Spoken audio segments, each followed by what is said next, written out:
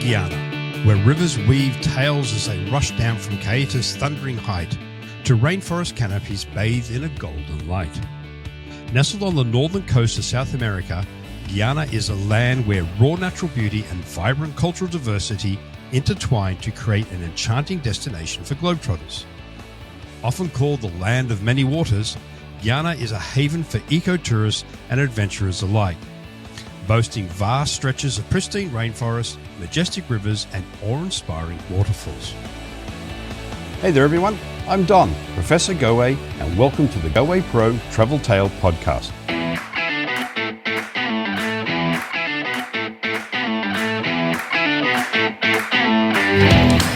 Travel far and travel often. Hey everyone, today we are talking all things Guyana, and we're also going to touch on Suriname and French Guiana with Tony Thorne, who is the Managing Director of Wilderness Explorers, and he's coming to us live today from Guyana. Is that correct, Tony? Because you're also a fellow Aussie. So I was speaking to you yesterday, and I thought you were in Australia, but I think you said you are in Guyana. Is that correct? Yes, I am in Georgetown, Guyana at the moment. Okay, and let's start with the real basic one. Georgetown is the capital of the country? Yeah, Georgetown's the capital. It's on the coast. It faces the North Atlantic. So if you were to think of South America, northeast shoulder, we sit there between Venezuela and Suriname above Brazil. So there you go. That answers the other question of where Guyana is. And not to be confused with Ghana in West Africa, Ghana, with Guyana in South America. No, absolutely. We have a lot of people say, "Oh, you're off to Africa." No, absolutely not. Absolutely not. It is a common error that people make, getting us in the wrong continent. When I was a tour guide with Dragoman in Central America, we would often have people like we'd look at our passenger list of who's arriving in a week or two, and the starting point out of Guatemala was San Pedro. No, God, I can't remember now. Antigua, Guatemala. Mm. And on more than one occasion, people, particularly out of the UK, had booked their flights to Antigua in the Caribbean. Have you ever had anyone not show up because they've ended up in West Africa? Or vice versa?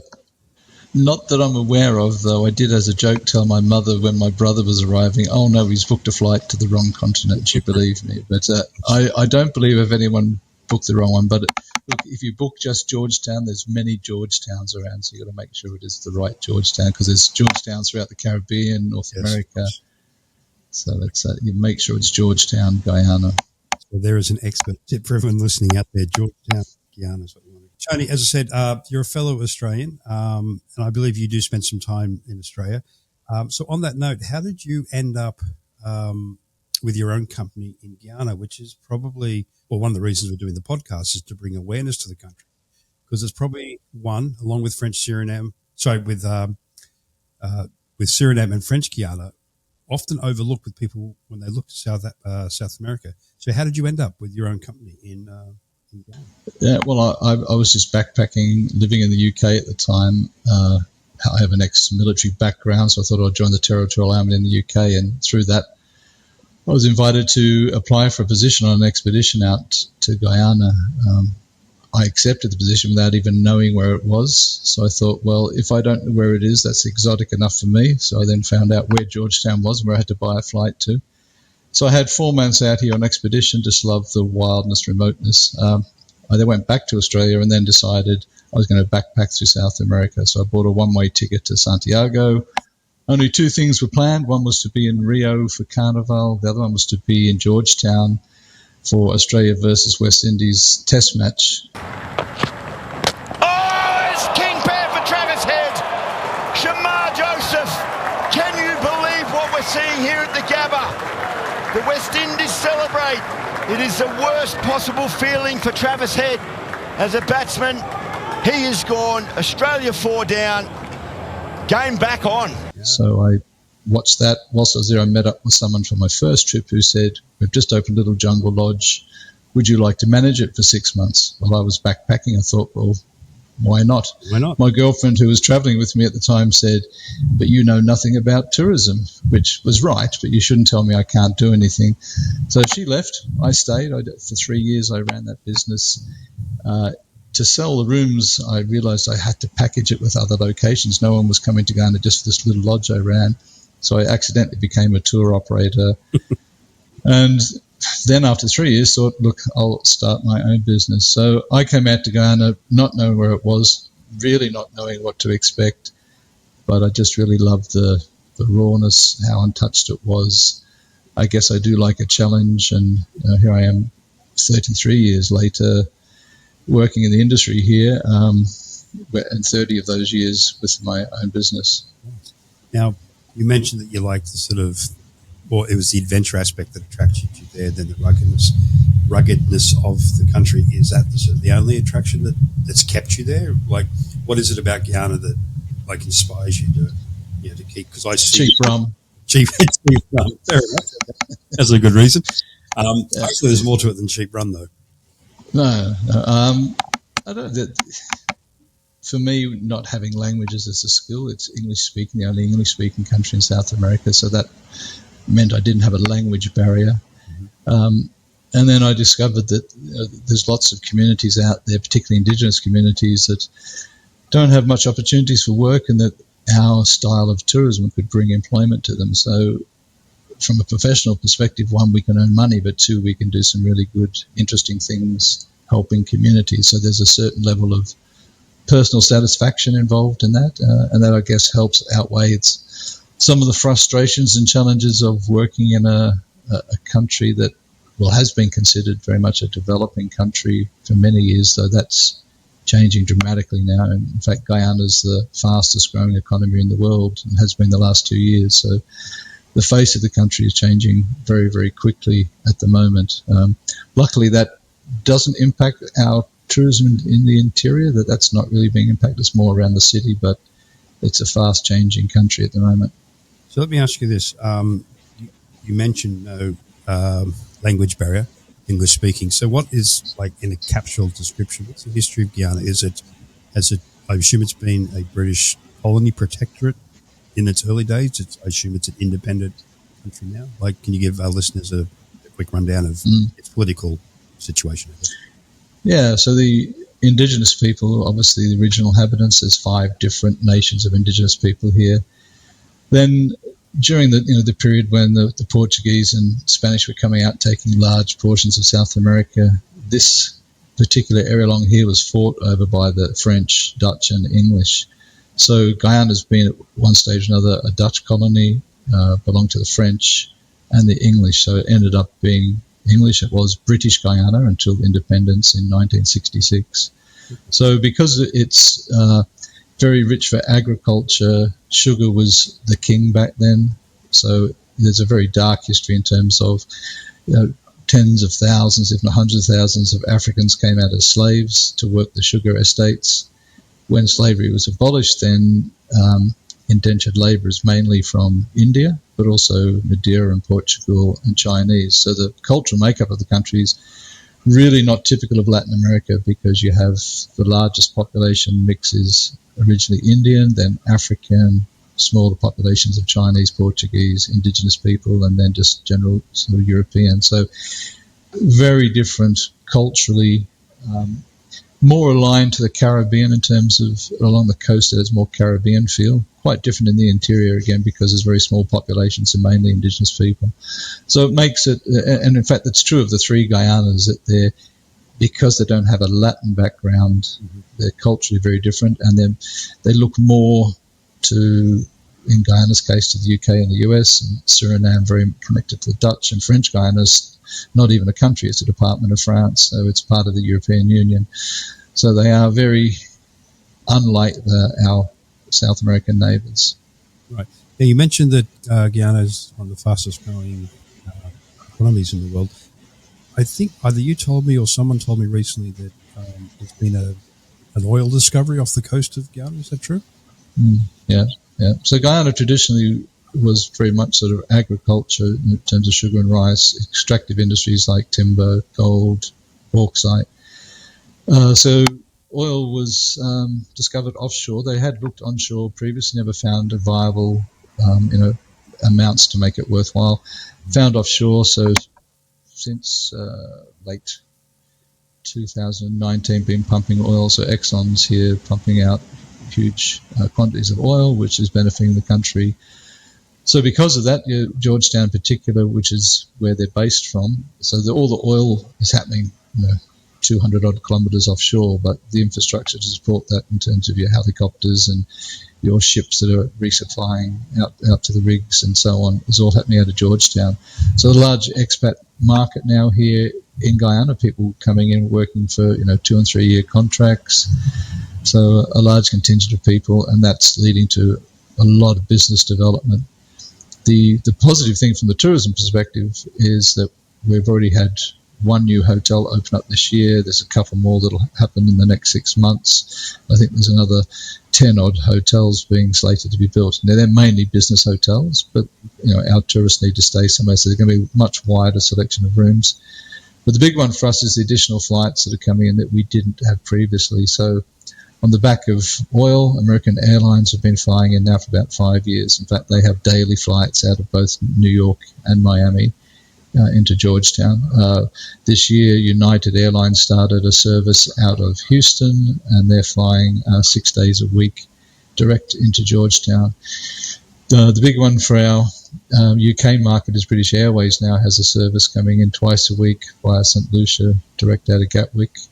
And in June next year, KLM is starting a service twice a week into Georgetown as well. And just yesterday, Avianca started a service Bogota to Georgetown direct.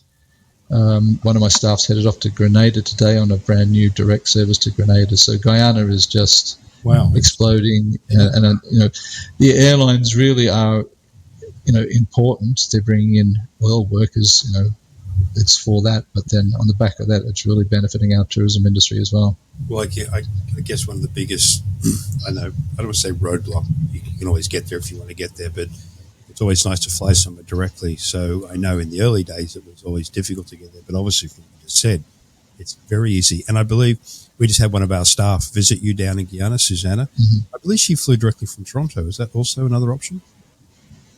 Yeah, there's flights out of Toronto. So 4 days a week you can fly with Caribbean Airlines via Port of Spain, Trinidad, and then 3 days a week you can do a direct service out of Toronto straight into Georgetown. Well, so the lift So pretty much the North American market's well serviced. You've also got Copa. If you want to take off the West Coast, you could do a Copa down to Panama City and connect to Georgetown with Copa as well. So at the moment, our airlift is just increasing all the time, and it's really changing the face of tourism for us. No kidding. And also opens up options to do, you mentioned Bogota, you could do Colombia, Guyana combination, Panama. Yeah, no, absolutely. And having KLM come in, for example, you can do combinations with Guyana, Suriname, and French Guiana. So you could use an open jaw ticket in through Georgetown and KLM and leave with Air France, their sister airline, out of Cayenne, for example. So you don't need to backtrack anymore. So you can just use an open jaw airfare and fly in and out of Europe. So it's really going to open up new markets. And as you mentioned, whilst you could always get here,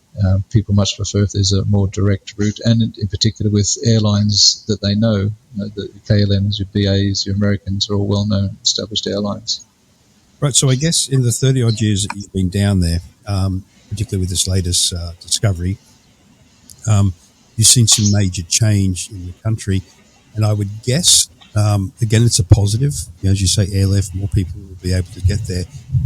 But I guess, again, having not been there, as I said, it's the last country in South America I've not visited, so we'll get down there and see it soon. But I guess now would be a good time to get down there before, like, it's not going to get overpopulated and overrun in the next couple of years, but it is getting busier. So now would be a good time to see, I guess, the term, the old Ghana, the way it was, or the way it is before it gets more developed. Is that a fair statement, or do you think it's a slower burn? Yeah, I mean, certainly around the city, that's already changing dramatically. A lot of new buildings, brand new roads, hospitals, schools. But people aren't coming really for Georgetown as an entry and exit point. It's a couple of great excursions we do around the city, but primarily people are coming to go deep into the interior, and that will take much longer, and they're remote areas where it's very small populations, mainly indigenous people. So the change there is likely to be much slower. It certainly won't be the same as what's happening in Georgetown. So their lifestyle will change slightly, I guess. There's more money coming in. In fact, the government's giving a cash grant to all people over 18 in Guyana, so there's money going directly into their pockets, let alone what's happening in terms of infrastructure and things like that are benefiting people.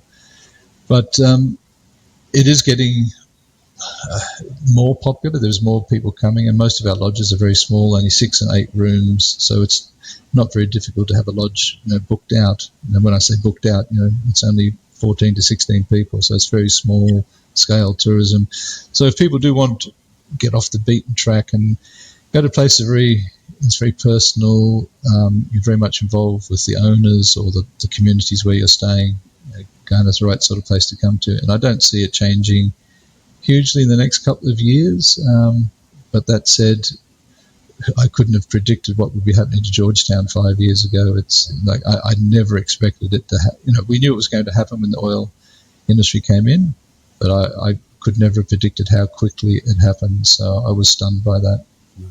Now, when you found yourself in Ghana and you decided to start your own business, you mentioned the community aspect of it, like obviously making money is what you start a business for, but you also mentioned the ability to assist through employment or otherwise in the local communities down there. Now, this would have been done way back when, before that type of tourism was sort of trendy or even at the forefront of people's minds. So why did it strike a chord with you back then? And obviously you've maintained that involvement in the style of travel. So just give us a background on why that's important to you personally and why obviously in the modern day it's important professionally. Yeah. So the very first lodge I worked at was actually within a Indigenous communities area. There's a small piece of land leased from them. The people working at the lodge we employed from the local community. So I guess I had a grounding right at the very beginning. I guess one of the light bulb moments for me was probably in the first year I was here, there were some people sort of coming down saying, Guyana, you can't be cutting any of your forest down. But to be honest, very little of it's cut down at all. 87% of the country is rainforest. But they were telling people that you can't be doing this, and I thought to myself, well, if they're telling them not to cut the forest down, how are they going to feed their kids? If you're not offering them an alternative, you can't ask them to protect the environment.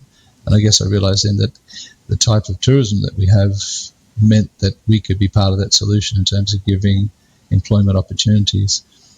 So in the 90s, mid-90s, when I started the business, I started to travel deeper into the interior, met one person in particular, Sidney Alucock, who was a leader in his village, quite visionary. He saw that tourism could be good for the community.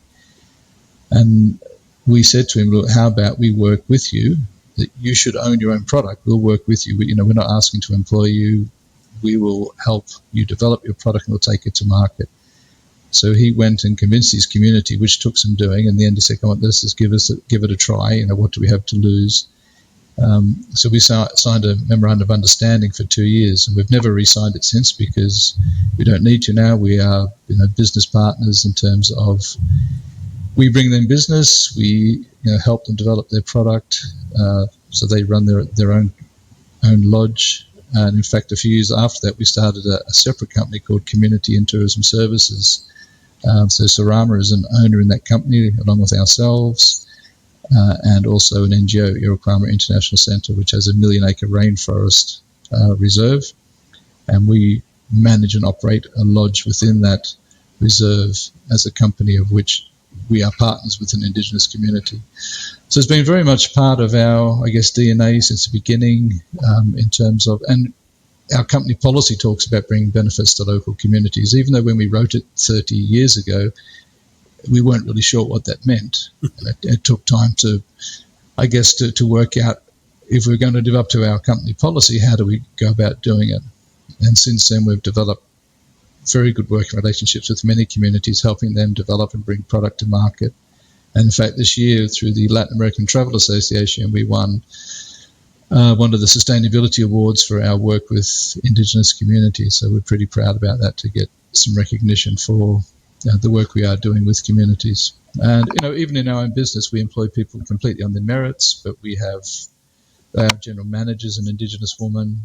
We have three other members of our team are Indigenous people as well, and that's purely because they're the right fit for the job. But also, it's our company is well balanced in terms of having a good mix of people of different ethnic makeup within the company. So, would the bulk of your travel offerings for Guyana be based on community, lodges, etc.? So, because again, knowing Guyana, from afar, we're looking at it on maps and whatnot. As you say, you've got the coastline, Georgetown, then most of where people travel is into the interior. You've already mentioned that most of that is Indigenous areas. So, I would assume that most of your product is Indigenous community based. Well, a lot of people are coming because they're bird watchers or interested in wildlife. They want to see rainforest. As a byproduct of that, you're going into areas where the lodges are owned and run by Indigenous communities quite often, or they're the people working with privately owned lodges. So by default, they end up having a strong cultural experience. Even though that may not be their purpose of travelling, it's inevitable that they'll have that. And other people are travelling because they are seeking out that opportunity to meet people of a different background, particularly Indigenous people. So every tour to some element, once you go to the interior, has some involvement with communities and Indigenous people, because they are the people that live in those areas. They're the people that know where to find the wildlife. They're the best guides. They look after the lodges. So they really go hand in hand. So if you're coming to do a bird watching trip, your guides are going to be Indigenous people because they know where to find the birds for you. Now, with the bulk of the travelling being done in the interior, and we discussed infrastructure before and how it's improving on the coast in Georgetown. What can a client or a traveller expect when they go to Guyana? Is it going to be a rustic experience in respect to accommodation, condition of roads, that type of thing? Are there 4-star or are there 5-star options? Give us a quick overview of what someone will expect and will experience when they travel into Guyana. Once you get out of the city, the lodges tend to be fairly simple. They're rustic, basic. You'll have your own ensuite bathroom, but in most cases it'll just be cold water. But we're nearly on the equator, so it's always hot anyway. They are going to be built probably out of local materials from the forest, so often wooden, sometimes with thatched roofs. So luxury is not in terms of the accommodation. The luxury is in being in truly remote, wild places, getting to see wildlife in undisturbed locations. So people should only come if they understand they're not going to have air conditioning. It's not going to be a luxury lodge, but they're going to really be, nature will be all around them. They'll be immersed in it. In terms of the infrastructure, I use the words roads, but they're really more tracks through the forest and savannas. So they can be, pretty rough, using 4-wheel drives and vehicles to get to locations. We use a lot of boat travel because there's not roads, but we use rivers to get between points. So a transfer between lodges is an excursion in its own right, because as you travel, you'll be wildlife watching. You might, on a day when you go to your first lodge, you might be taking a light aircraft to fly down deep into the interior to do in 1 hour what would take you 12 hours. Then you're picked up by a 4-wheel drive that takes you to a boat to get you to a lodge. So, just getting to location can be quite exciting with lots of different forms of transport as well. So without the accommodation aspect, i.e. it's generally rustic, 3, maybe 4 if you're lucky, it sounds very similar to an African safari experience in regards to the wildlife and transfers and getting to and from water base, etc. Is that a fair comparison, do you think? The only country I've been to in Africa was Tunisia, which is probably not your typical African country. No, but certainly, yes, we often get compared to that. And I think particularly in the south, in the Rupununi savannas, people often comment how it looks like a scene out of Africa with the huge grasslands. So these are tropical wetlands. Yes, I mean, many of the tented camps and lodges in Africa are very high-end in terms of accommodation. And I think Guyana aspires to that sometime in the future. We will start to see lodges, and certainly it's on our drawing board to get something like that happening in the future. But in the meantime, there are simple lodges. People are coming, travelling comfortably, and sometimes we'll have quite high-end clients who know they've got to give up some of the creature comforts, but they're willing to do that to get into these locations to get, good wildlife and nature-orientated excursions. So it is a bit of a trade-off, as many things are in life. And you can counterbalance that by, of course, you've got five-star hotels in the city, and often, particularly for Europeans, they might then combine a trip with St. Lucia, for example, where they can stay in a lovely resort hotel on the way back. So they'll come to Guyana for the adventure, then possibly ramp it up at a nice hotel on the way home. Okay, so for our travel partners out there, Goa doesn't do the Caribbean, but that combination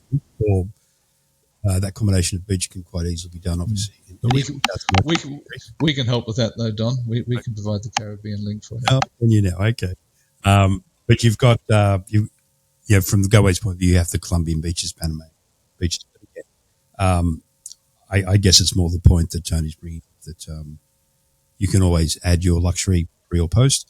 But I think that's one of the attractions of Guyana. It's sort of, I don't really use the term old school, but I guess it really is. It's old school travel in respect to, I guess crowds would be not an issue because, as you mentioned, the lodges are quite small.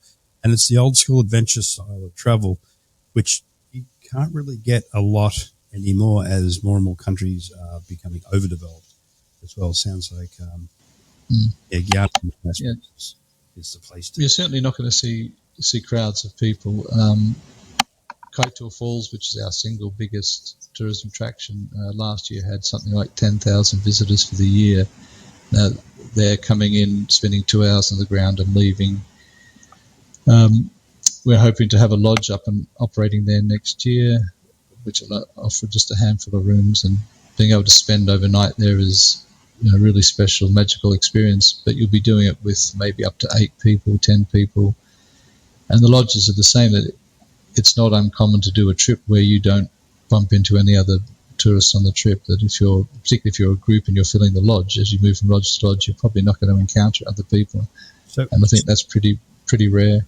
Sorry, I didn't mean to interrupt there, but just on that point of, you mentioned the word group, Goa has a large groups department.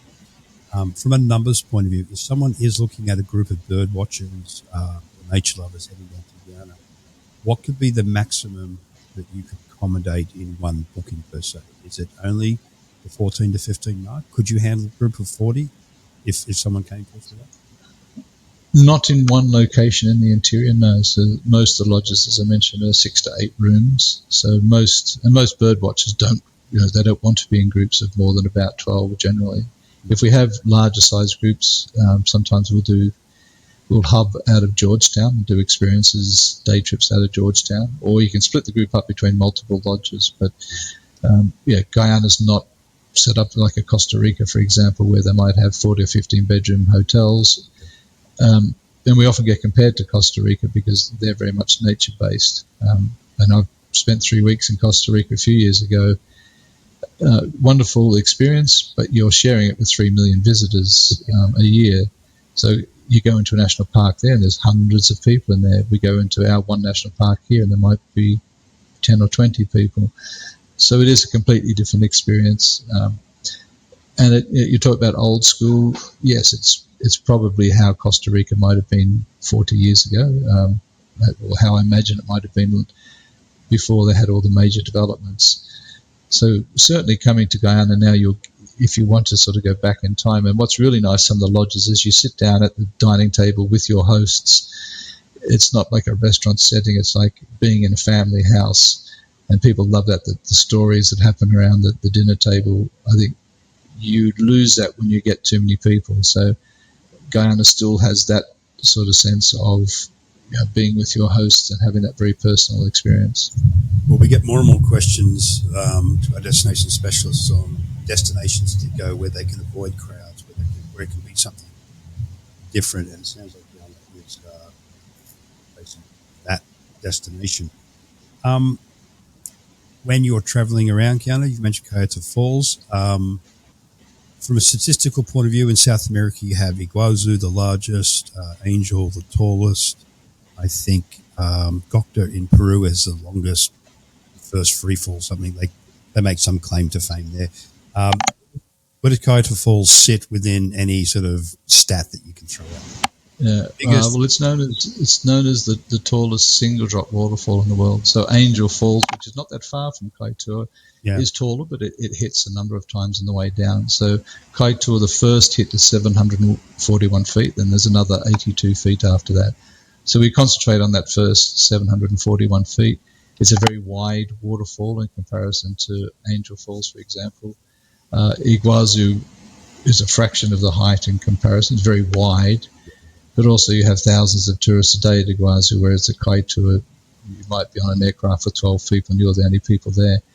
For a North American context, it's nearly 5 times higher than Niagara Falls, for example. Having visited all the falls just mentioned, I know with Gokta you can walk to the base, Iguazu above it, below it, in it, under it. Angel Falls, you sort of go up the river by boat and camp at the base. With the Kaiteur Falls experience, is it some of those options, or is it just a fly over? No, so there's an airstrip there. So most tourists will fly in, aircraft will land. You'll go to various vantage points from a nearly full frontal view right to the near the mouth of the falls. There is an option to do an overland, multi-day overland trek, which takes you up the gorge. Mm-hmm. You can get to the base, so it is really tough and difficult. It'd only be for very hardy people, and it's rarely done.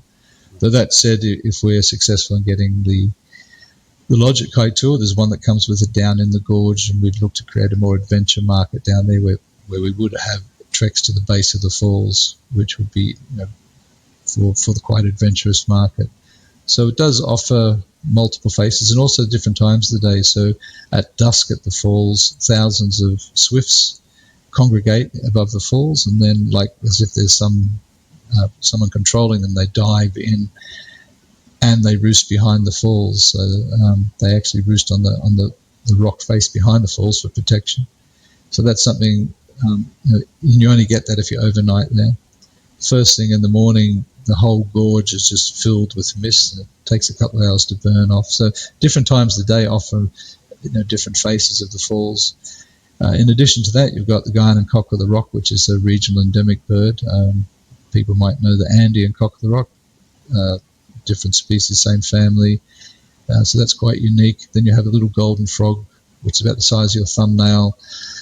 It's endemic to the region, lives inside a giant bromeliad that grows up to 5 meters in height, again, endemic to the area. So it's not just the falls, there's lots of great natural history around it as well. What's the largest game or wildlife that you would have in Guiana? Well, we have, in terms of the cats, you've got jaguars, puma, ocelot, margay, all difficult to see. The jaguar is probably amongst the easiest to see, but you've got to have a certain amount of luck. Amongst the birds, you've got harpy eagle, which is the largest raptor in the Americas. You've got tapir, which is, I guess, the largest mammal. You have giant river otters, which they go up to 7 feet in length. You've got giant anteaters, which are huge animals that you go out in the savannas to see. And then we also have arapaima, which is the largest scaled freshwater fish in the world. Goes up to 350 to 400 pounds, 12 to 14 feet. And it's a lung breather. It has to come to the surface to breathe. So a very ancient fish. Sort of goes back to the time of dinosaurs. So there's lots of, Guyana is known as the land of giants. There's lots of species that are very big. What's the likelihood of seeing a jaguar on one of your itineraries? Is it seasonal? Do you have itineraries to spot? Yeah, you've got to have a bit of luck. There's very healthy populations out there, but you're in thick forest. They're an apex predator that range over a large area. You're pretty much restricted to the paths and roads, so are you going to be on the road at the same time a jaguar's on it? And they do use the road for hunting along the verge. They use it to dry out during the rainy season. So most sightings are seen along the roads, but there's a certain amount of luck. Even if you're spending time searching for them, you've got to have a certain amount of luck. So you probably shouldn't base your trip around a jaguar. It should be that you base around other things, and a jaguar is an extra bonus that you might be lucky enough to get. Right. So any fishermen that are out, or fish persons out there, can you fish on a trip to Guyana, or is that restricted? No, you can fish. In fact, we have some groups coming down. They're purely coming for fishing. So arapaima is the one that most people want to get. It's strictly catch and release. So you catch a fish, get a photograph, and release it back in. And it's all also caught on fly. So there's not bait fishing for that. So it tends to be quite specialised fishing. So it's normally quite experienced fishermen who know how to handle the fish. There are plenty of other great species for sports fishing as well. So even if you're just a casual fisherman and you just want to go out for an afternoon, there's a chance to catch some great sports fish out there. Peacock bass in particular, you might catch a 4 or 5 pound fish, it gives a good fight. Okay, so any of our groups, agents out there, here's a good, again, not large group, or even someone who has a client who likes to go fishing. There are lots of good spots in South America. Again, like Guyana, probably unknown, and it's going to offer really good opportunities for fewer people there. Let's look at some basic logistics for the travel partners out there. As Go deals primarily with Canadian and US travelers, do US or Canadians need a visa to Guyana? No. Is the answer. They're free to travel to Guyana. And would that be the same if they want to add on Suriname and or French Guiana? So French Guiana is part of France. It'll be the same as you're travelling to France. So I believe you don't need anything at all. Suriname does have a requirement. It's not a visa. It's basically like a tourist card. You must apply for it online. That's the only way you can get it.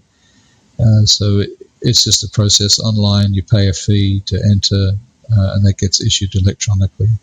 So they do have a requirement, and it's a bit of a pain to go through the process. We actually offer a service where we can do it on behalf of your clients if they wish, because some people get frustrated with the awkward system they have in place. Right, the bureaucracy. Okay. What's the currency used in around? So in Guyana, it's a Guyana dollar. So obviously it fluctuates a little, but you're looking at roughly about 210 Guyana dollars to the US dollar. Okay. In Suriname, they use the Suriname dollar, and in French Guiana, of course, they use the euro. Now, you mentioned Guyana is about 97 or 90% rainforest. So from a traveler's point of view, again, we're not doctors, so as always, a disclaimer, anyone out there, please check with your local doctor or travel clinic. Does a traveler need to be aware of any shots or otherwise when they travel down to Guyana? So the government asks you to have a yellow fever certificate if you're coming from infected areas. So if you come from a country that might have it, they'd request it. And of course, once you've had a yellow fever, now it's valid for life. It wasn't before. So if anyone's had it at any stage, as long as they have their certificate, or if they go back to their doctor and even just a letter saying that they've had it at some point, that's okay. Though to be honest, I've never been asked at any stage going through the airport for it. We often get asked about malaria. There is malaria in the country. Generally happens more in logging and mining areas. It's pretty rare for it to happen in tourist areas. Not being a doctor, the only advice I can give is talk to your medical doctor. And once the trouble is, once they look at their book, they'll see there's malaria in the country, and they'll be obliged to suggest you take precautions. But that's more, I guess, for their own risk of not giving the right advice. My suggestion is you wear long sleeves and long trousers at dawn and dusk. The mosquitoes are only active for around that time primarily. All the beds are netted, so sleep under your net, cover up, put on insect repellent. And to be honest, most people will often comment how the mosquitoes are much worse back at home. So it's not as bad as what people think. What about safety in general down there? Again, for most people, Guyana is an unknown, so walking the street, I know this is probably more around the coastal line. Georgetown, is a safe city to wander around in independently? Yeah, so during the daytime, walking around downtown, you're generally pretty safe. I mean, I think like any traveller, don't take something out on holidays that you don't want to lose. Don't bring some significant personal item. If you lose a camera, you can always get it replaced. There's certain areas, like in any city, that are less desirable. Often they're hard to know where they are. Certainly when customers arrive, we give them a briefing. To be honest, if you're on a tour, you're going to be looked after by your tour guides. We don't get issues at all. If you go out at night, if dinner's not included, you want to go to a restaurant, take a taxi. It'll cost like $2 or $3 to get a taxi. Don't walk the streets at night. Once you go to the interior, many of the lodges don't even have locks on the door. I mean, that people are really friendly. And in 30 odd years of business, I could count 2 or 3 cases where people have been robbed. It's normally because they've left the group and gone wandering themselves. And it's crimes of opportunity. People aren't stalking tourists. It's just, they happen to see someone with a big camera and they'll snatch it and run off. Yeah. So, generally, and most of our tourists are very safe, well looked after, and not an issue. Yeah, so I guess there's just a common sense advice to anyone travelling. Yeah. A chance of getting ripped off here in Toronto or Paris than you have down anywhere in Guyana. So safe all around, which is good to hear. Now, I mentioned in the introduction, you also offer services in Suriname and French Guiana. Is it French Guiana which has all the rocket launches? It is, yeah. So if you're a European, the chances are that your telephone's working off a satellite launched out of French Guiana. So large, in the middle of the jungle there, this 25-kilometre square base. So you can do a tour there. So they run tours every day except Sunday. They take you out by bus to various parts of the facility. You see the control tower, and if there's rockets on the pad, you might drive up close by them. If they they will close the space center when there's a launch, but then you actually get to see a launch. There's vantage points where you can see a rocket being launched, and they have a really excellent museum there as well. So, French Guiana is quite quirky because you've got that space center in the middle of the jungle. Then you've also got the story of Papillon, which some of your older clients might know. So the Great Adventure Book of 1969, then a movie in 72 with Steve McQueen and Dustin Hoffman, and there was a remake in 2016 with Rami Malek. So watching that really gives you an understanding of the prison colonies. So French Guiana was to the French like Australia was to the British. They'd send all the prisoners offshore. So many thousands of French came down, and the worst of the prisoners were put on Devil's Island. So it's actually 3 islands make up what is sort of commonly known as Devil's Island. And the prison was actually active until the 50s, and so the rainforest is taking back over, but you can go and see the cells. So it's really fascinating to see it. You've got the cemetery. The only people buried in the cemetery were guards and their families. No prisoners buried there. When a prisoner died, they were wrapped up in a canvas sheet. They rowed the boat out. They rang a bell that alerted the sharks. Here comes another body, and they were tossed over the side. Wow. So it's a pretty dark history. In fact, if you were sentenced to go out to French Guiana, if your sentence was under 7 years, you served your time. You then had to serve an equivalent amount of time as a free man in French Guiana, work to get your own passage back to France before you could return. So, if you had a sentence over 7 years, you served your time, and then you were never allowed to return to France. You had to stay in French Guiana, so it became a life sentence.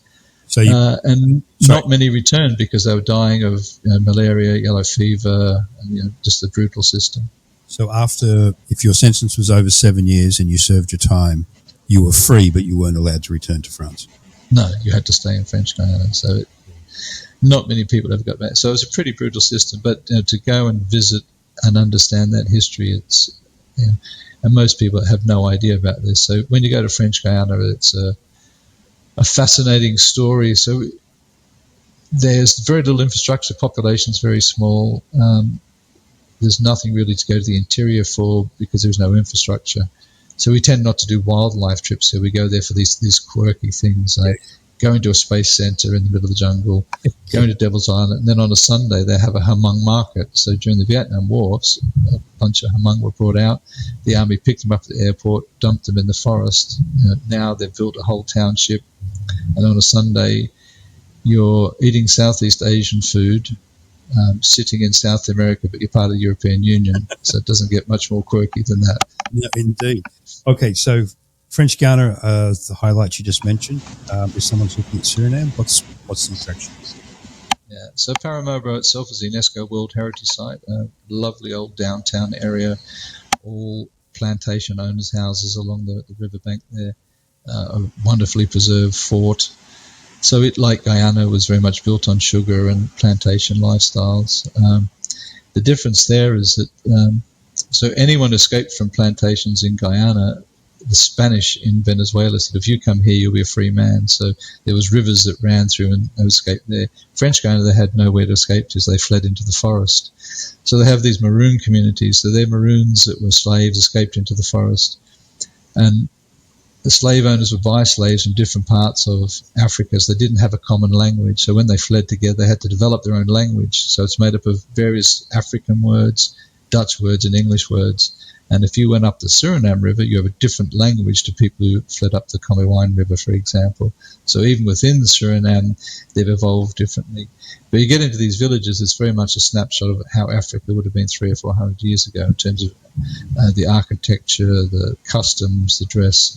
So this is, in South America, but you've got this like a time warp of Africa as it was a long time ago. So that's really quite fascinating to go and see that. So they have indigenous tribes like Guyana, but if you're going to do both countries, I always suggest do indigenous culture in Guyana, do maroon culture in Suriname, because they are quite different. Then you have some good wildlife opportunities as well in French Guiana. In Suriname, you've got freshwater dolphins easily seen on the river just outside the capital city. 4 different species of sea turtles come into nest between February and August, and they're on the beaches not too far from the capital city. So lots of good things, particularly if you're doing it in combination, the things that are contrasting. So each of the 3 countries has things that are similar because they're all part of what's known as the Guyana Shield, so geographically very similar with forest, but then cultural differences, and then in French Guiana with really one-off strange things that you can visit. So why do you think, and you've been there long enough to form an opinion on this, these 3 countries, and with Guyana as a centerpiece, they seem to have so much to offer, albeit maybe a bit rustic compared to a lot of other countries of advanced in regards to infrastructure. But you mentioned the country Guyana is known as a land of giants. You've got French Guiana, which has the quirkiness you brought up, and then you have Suriname. Why are these 3 countries, and Guyana in particular, not as well known or popular, do you think, as the other Latin American or South American neighbours?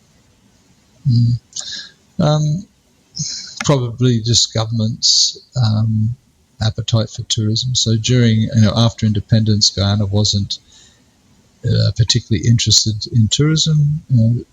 There's a background of slavery, and providing hospitality and things was sort of seen as we didn't want to be doing that, serving the tourists coming in. That's all changed now, and so the government's very much supportive and trying to develop the tourism industry.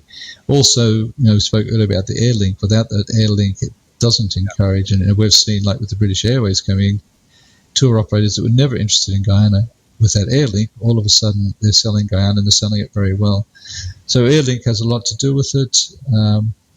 And these were small. Guyana was the second poorest country in the hemisphere after Haiti until recently. So the infrastructure is pretty weak. Why would we come here when we could go to other countries? Guyana doesn't have a Machu Picchu like Peru does. It doesn't have a Galapagos like Ecuador. It does have Kaiteur, but people just don't know about it. So there hasn't been a good job, I guess, in terms of marketing. And we can look to Costa Rica to see how you take. And Costa Rica has no one big spectacular thing like a Machu Picchu, but they do incredibly well because they've got their marketing so spot on that when people think about rainforest, they think about Costa Rica, even though a bunch of countries around this region offer the same thing. But Costa Rica's done it so well, and I think that's what hasn't happened in the Guyanas. And there are some efforts to get the 3 countries to market collectively and sell it sort of as, and many of our customers, if they do come, they're wanting to do the 3, particularly for Europeans who have longer holidays. A little harder for North Americans who tend to have shorter holidays, but also, it's closer. So it's only 4 hours out of Miami and you're in Georgetown. So you could come down for a long weekend or, a 7-day break. And then perhaps, another year come down and do Suriname. So, okay, so just we're not actually that far away. Sorry, just on that point, let me ask you this question then. So the perfect itinerary for Guyana would be how many days?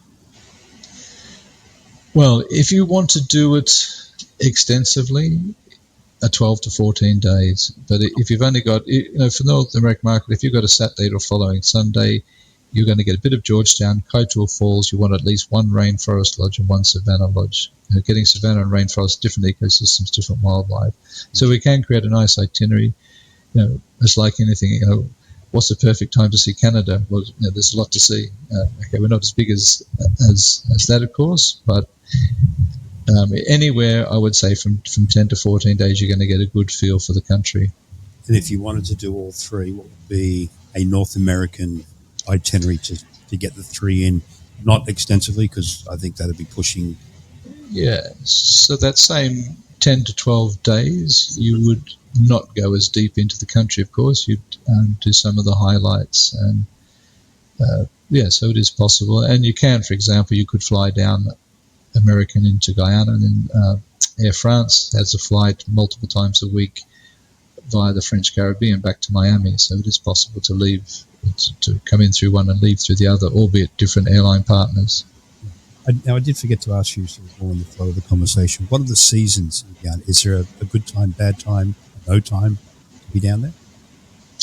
Yeah, so our seasons are rainy season, which happens May, June, July, and then our dry season. We have a little rainy season around Christmas that doesn't really affect travel. The big rainy season down the south, the rivers flood, that tropical wetland I spoke about, the savannas there.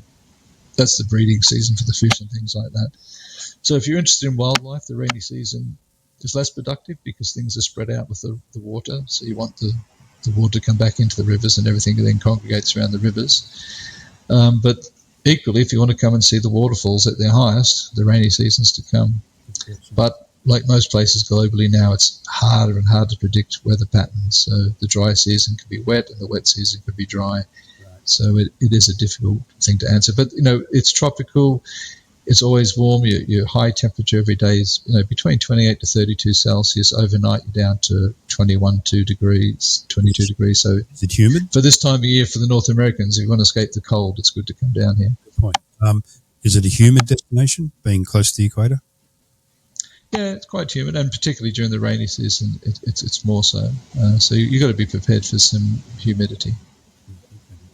So is there anything new on the horizon for Guyana? Obviously, with the oil money, things will be changing quickly, but is there anything specific that's happening in the next year or two for the country itself or for wilderness explorers? Yeah, from our perspective, we're hoping to there's an existing guest house at Kaiteur Falls, which we've applied to get the contract to manage that. So at the moment, that's been closed since around the COVID time.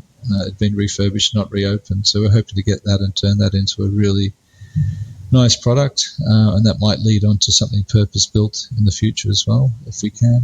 We've also got our eyes on the original lodge that I managed 30 years ago, which has been closed for probably 10 or 12 years and falling apart. Potentially getting that and refurbishing that and bringing that back to market. That'd be so. As a company, we've got a few things on the drawing board. As a destination, the government is very much about wanting to develop new products. A number of times they've asked for the requests for proposals for people to come in with ideas, so they're very keen to see more development across the country. So I think the next few years, particularly with more interest from outside coming in, and you've got hotel chains like Marriott and Best Western coming in. That's in the city, but still, we might also start to get companies interested in tourism development in the interior as well. So I think the next few years are going to be potentially pretty exciting for us. Yeah, so I think it's like now's the time to get down there before Guyana, which it needs, well, not need to do. I'm sure would like to, advance, improve infrastructure. But if you want that optimal travel, now's the time. It'd be really cool for you to get back to the lodge you started with and take it over. That'd be a nice closing of the circle, so to speak. Yes, maybe in time for me to retire. Yeah, there we go. Okay, I'm going to wrap it up now. Is there anything else you'd like me to ask you about? No, Guyana's, the people are known for their friendliness, very welcoming. We'd love to have people come down. Just make sure you set your expectations right in terms of understanding that it's not about luxury.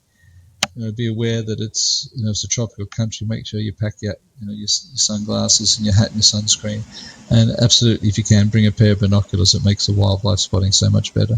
Yeah, for sure. And obviously, if you're into photography, get your zoom lenses ready and all that type of stuff. So on that note, I'd really like to thank Tony for his time. It's good catching up with him. We were just talking off camera, so to speak. We haven't seen each other for 10 or odd years, though Goa has been working with wilderness explorers for that length of time, if not longer. Unfortunately, to date, we've not been sending a lot of people down there, and I think for some of the reasons we discussed today. But I also think if you've listened in today, you will hear why you should be getting your travelers down there or suggesting it to them. It is old school travel in a positive way. It is a crowd avoidance situation, which a lot of people are getting fed up with in other destinations around the world. It's unique. Tony and his company are very into supporting local communities, working with them, which is something GoAway supports. Of course, the more of our partners that we have doing that, the better we feel about ourselves, and we're also trying to expand our footprint in that positive space as well. It's a great destination. There's no excuse for not getting there anymore based on his comments earlier about the airlift. It sounds like almost everywhere in North America and Europe you can get there. Open Jaws an option. Guyana is our focus today, but obviously French Guyana sounds really cool and funny, quirky. And also at Suriname, you have another variation of cultural experiences as well as other wildlife offerings. So again, look to Guyana. It's nearby, 4 hours from Miami, long weekend even, as Tony mentioned. It's all doable. It's all accessible. GoAway can assist you through Tony with any customized itineraries, group itineraries. Be mindful of the size of lodges, etc. Tony mentioned before. Specialist tourism, photography, birding, fishing as well. It's all there in a small country, small region in the northeast of South America. So, Tony, thank you very much for your time, buddy. Really appreciate it. My pleasure, and we'll talk to everyone soon.